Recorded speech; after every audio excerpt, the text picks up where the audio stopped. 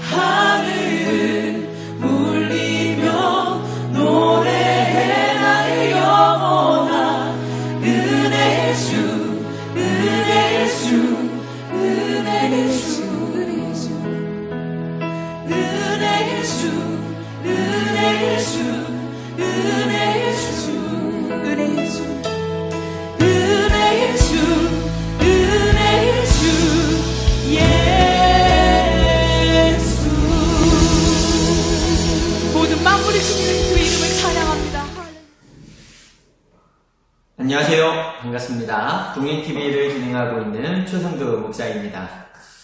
다 끝난 줄 알았던 이 온라인 예배를 다시 드리게 돼서 여러분들에게 참 미안하기도 하고 또 저도 마음이 편치가 않습니다. 정말 우리 동행중고등부가 좀 더 한마음이 돼서 코로나19가 빨리 물러가게 해달라고 기도해야 될 것 같아요. 여러분들도 함께 기도해 주실 거죠? 온라인 예배를 수개월째 드리다 보니 여러분들도 많이 힘들다는 거 알고 있습니다. 뭔가 영 예배 드리는 분위기가 안 나지 않나요, 여러분? 그래서 우리가 더욱 정신 차려야 됩니다. 나는, 그리고 우리는 그리스도인이라는 사실을 절대로 잊으면 안 되고요. 더욱이 주일 온라인 예배도 꼭 여러분들 집중해서 빠지지 말고 드려주기를 간절히 바랄게요. 좀 부탁합니다.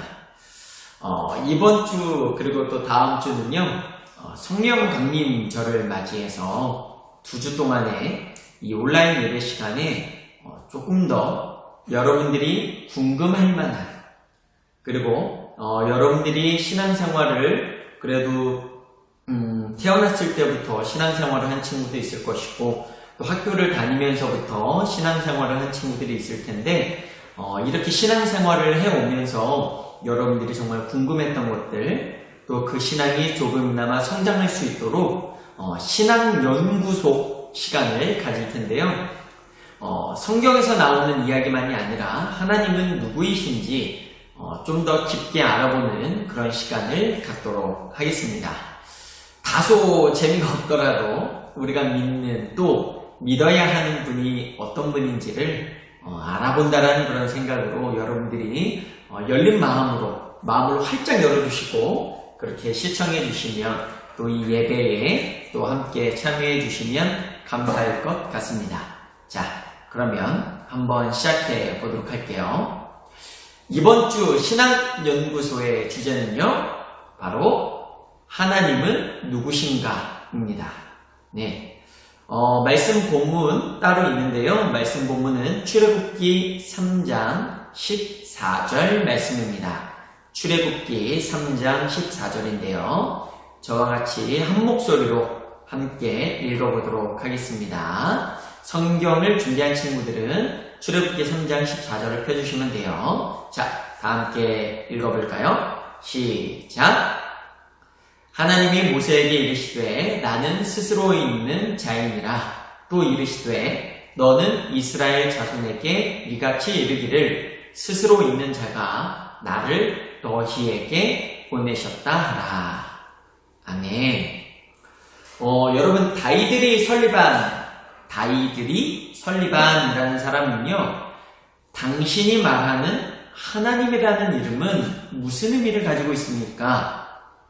당신이 말하고 있는 그 하나님이라는 그 이름은 무슨 의미입니까? 라는 책에서 이 수천 명을 상대로 설문조사한 내용을 적었는데요.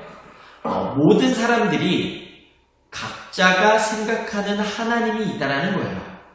예를 들면 최성도의 하나님이 있고요. 그리고 여러분들이 생각하는 각자의 하나님이 있다라는 이야기죠.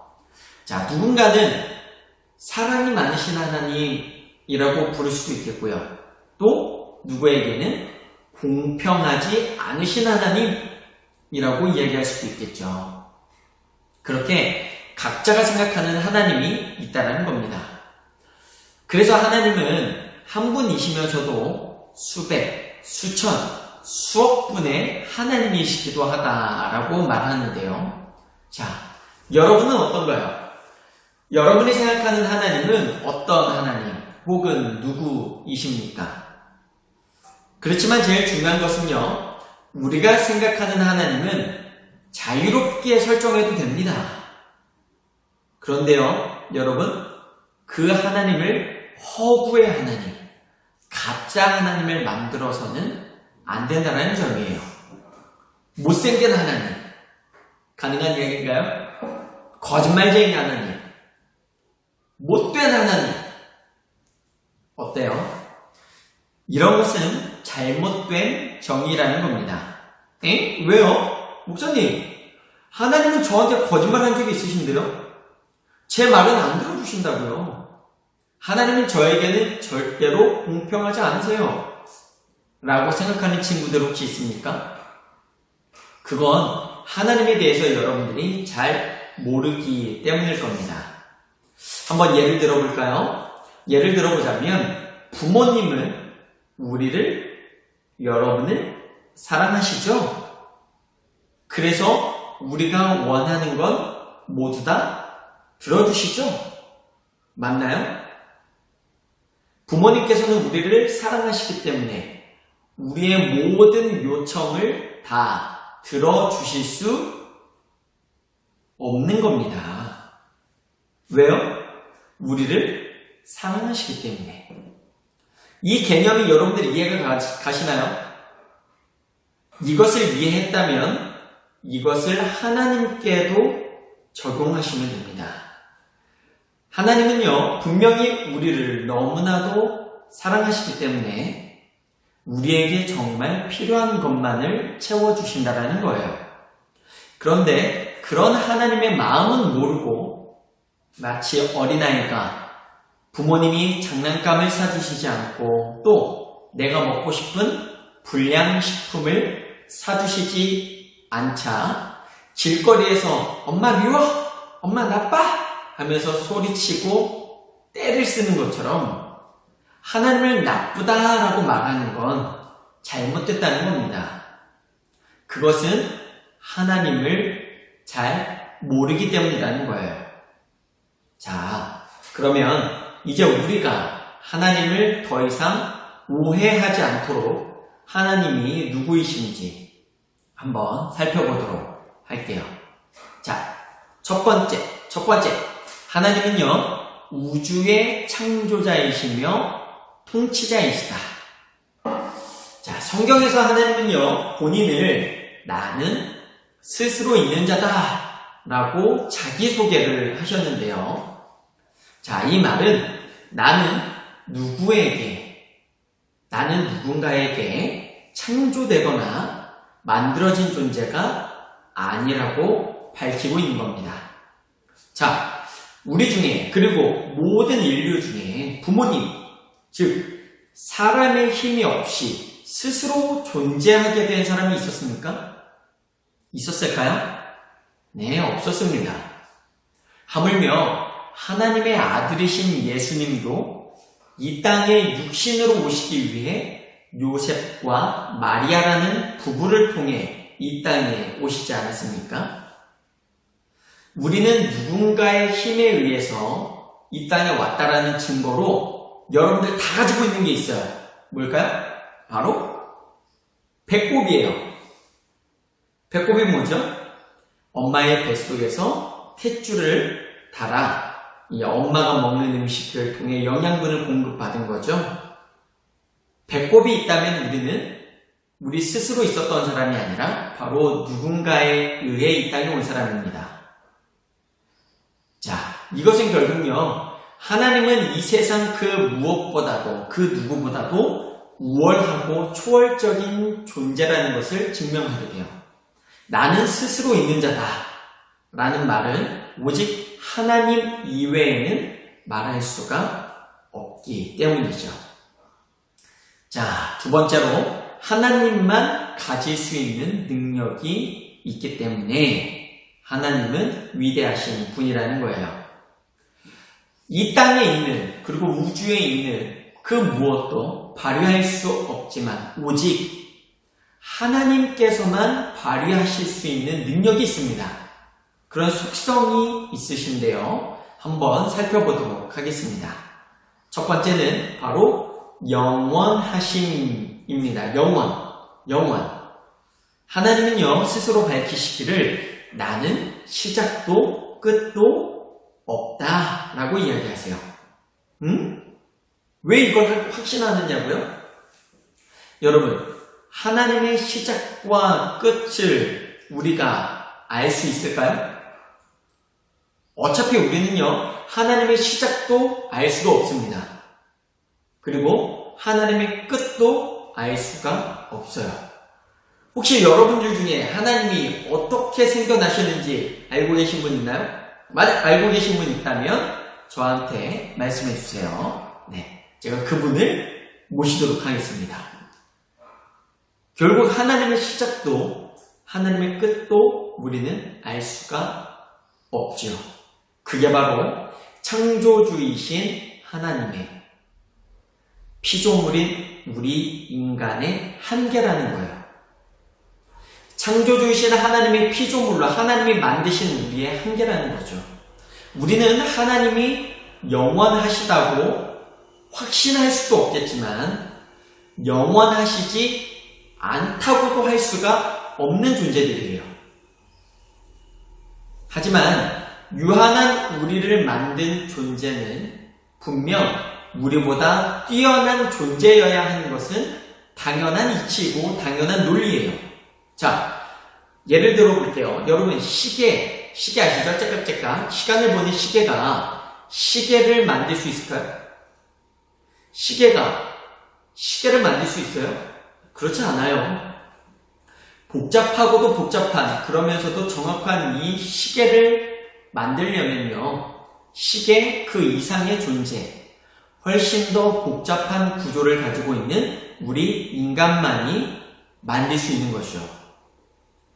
시계보다 더 뛰어나고 더 초월적인 존재만이 이 시계를 만들 수 있는 것이지 시계를 시계가 만들 수는 없다라는 거예요. 자, 그렇다면 시계보다 훨씬 복잡한 우리 인간을 만든 존재라고 한다면 당연히 그 이상의 존재여야 한다라는 것이죠. 그리고 가장 중요한 근거는 성경에서 하나님은 수차례나 자신을 영원한 존재라고 밝히고 계시고 그 공간, 그 나라, 그분이 존재하는 그곳을 영원한 곳이라고 표현하시면서 이 땅에 영원이라는 개념을 전파하셨기 때문에 우리는 그분이 영원한 존재다라고 생각할 수밖에 없지 않을까요? 유한한 우리는, 이 땅에서 죽고 사라질 수밖에 없는 우리는 영원한 존재이신 그 하나님을 당연히 우리는 우리의 초월적인 존재로 보고 섬길 수밖에 없다는 겁니다. 자, 두 번째는요, 바로 불변하심입니다. 자, 하나님은요, 변하지 않으시는 하나님이세요. 그런데 사람은 어떤가요? 변하죠. 자연 만물은 어떻죠? 때가 되고 시간이 지나면 계절에 따라 변하기 마련이죠. 하지만 하나님께서는 영원히 변하지 않으신다는 사실입니다. 이것이 바로 그분이 위대한 이유예요. 그러나 우리 인간은 어떻습니까? 의지가 약한 존재들이죠. 하물며 사랑도, 영원할 것 같던 사랑도 때가 되면 변하기 마련인데요. 물론 더 큰 사랑으로 변하면 너무 좋겠지만 사랑이라는 것은 때가 되면 변하게 돼요. 그런데요, 하나님은 영원히 변하지 않으신다는 거예요. 여러분은 어떤 사람하고 함께 하고 싶으십니까? 자신의 감정에 따라, 상황에 따라 휙휙 바뀌는 그런 사람과 함께 하고 싶으신가요? 아니면 우직한 나무처럼 변함없이 든든하게 여러분의 곁을 지켜주는 사람과 함께 하고 싶으십니까? 당연히 후자이겠죠. 바로 하나님이 그런 분이시기 때문에 여러분은 하나님을 믿으셔도 좋다는 겁니다. 자, 마지막으로 세 번째는요, 편재하심입니다. 하나님만 가지고 계신 유일한 속성, 편재하심. 이것은 뭐냐면 바로 모든 곳에 하나님은 존재하신다는 거예요. 이 개념은 분명 여러분들에게도 큰 도움이 될 것이기 때문에 꼭 기억했으면 좋겠는데요. 하나님은요, 모든 곳에 사방팔방에 다 존재하신다는 거예요. 이것을 사자성어로 무소부재하다고 말하는데요. 하나님은 정말 단 한 곳도 아주 빈틈없이 모든 세상과 모든 인간들에게 꽉 들어차 있으시다는 거예요. 자, 이게 무슨 이야기일까요? 가능한 이야기일까요? 불가능한 이야기일까요? 네, 바로 가능한 이야기입니다. 하나님은요, 그 어느 곳에나 계시는데요, 단지 우리가 보지 못하고 있을 뿐이라는 거예요. 왜일까요? 바로 우리가 보려고 하지 않기 때문이에요. 예전에 외국에서 한 가지 심리 테스트를 진행한 적이 있는데요. 바로 투명인간 테스트입니다.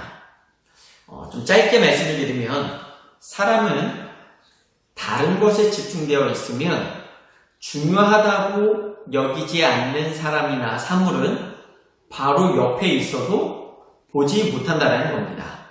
쉽게 말해서 우리가 친한 친구랑 막 이야기를 나누고 있어요. 야 진짜? 야 어제 그거 봤어? 와 한참 이야기를 나누고 있어요. 한참 대화를 주고받는데 갑자기 옆에서 다른 친구가 그래 야 맞아 하고 맞장구를 칩니다. 그러면 우리는 깜짝 놀라면서 야 이렇게 말하죠. 뭐야 언제 봤어? 여러분 이런 경험 혹시 없으십니까? 네, 다들 한 번씩은 경험들이 있으실 텐데요.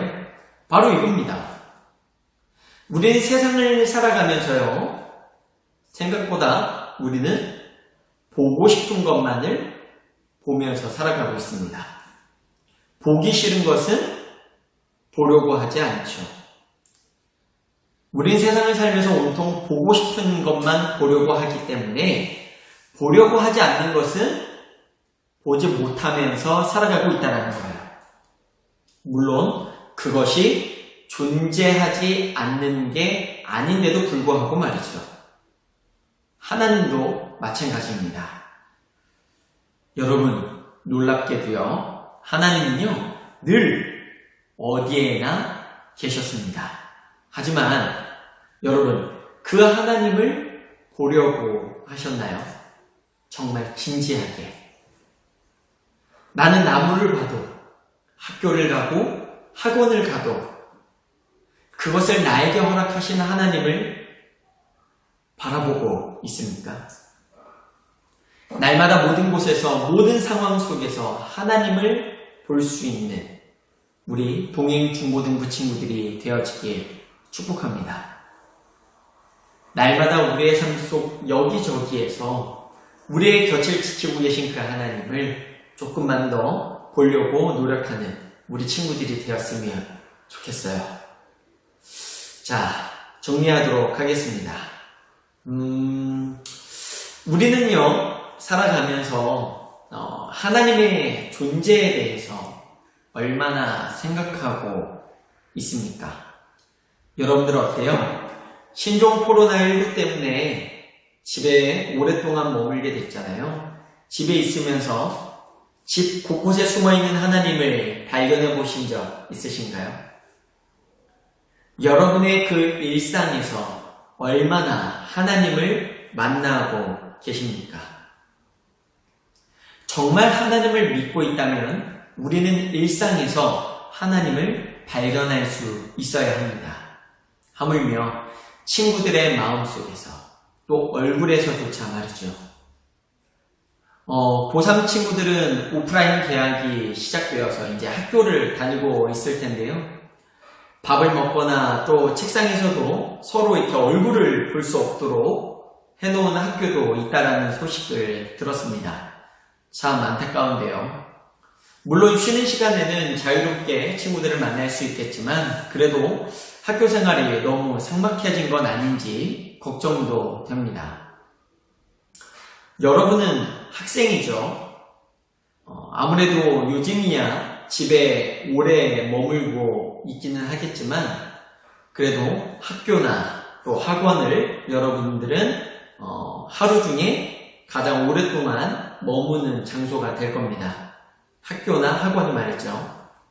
여러분들 그 학교나 학원에서 혹시 하나님을 발견해 본 적 있으신가요? 그런 경험 혹시 있는 친구 있습니까? 한번 잘 생각해 봅시다. 아마 있는 친구도 있겠고요.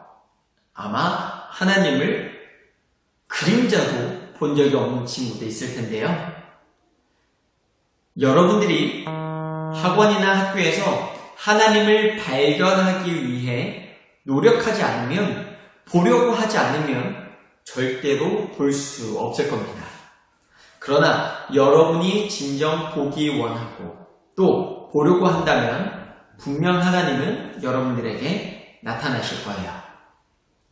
학업에 대한 스트레스, 또 가정에서 부모님에 대한 불만과 형제 자매들로 인한 스트레스, 그러한 여러 가지 스트레스와 또 여러분들의 어떤 그런 불편함 속에서 영원히 변치 않으시고 우리 곁에서 우리와 함께 하시는 그 하나님과 날마다 동행하는 우리 친구들이 되었으면 좋겠습니다. 이번 한 주 동안 학교에서 또 학원에서 가정에서 하나님을 발견하는 우리 동행 중고등부 친구들이 되기를 바랄게요. 다음 주에는 성령 강림 주일을 맞아서 다음 주는 성령님은 누구이신지 한번 알아볼 텐데요. 그때까지 건강하게 다시 만나게 되기를 바랄게요. 그러면 제가 기도하고 오늘 모든 예배를 마치도록 하겠습니다. 기도할게요. 두 손 모으고 기도합니다. 사랑이 많으신 하나님, 날마다 우리 곁에 계시고 영원히 변치 않는 모습으로 함께 하시는 하나님, 요즘처럼 코로나19로 많은 사람들이 고통을 겪고 있는 이때에 우리는 어떻게 살아가야 할까요? 코로나에 걸리면 운이 나쁜 것이고 안 걸리면 운이 좋은 사람으로 살아가야 하는 것이 맞을까요? 그것은 아마도 우리가 일상 속에서 하나님을 발견하지 못하고 있기 때문일 것입니다.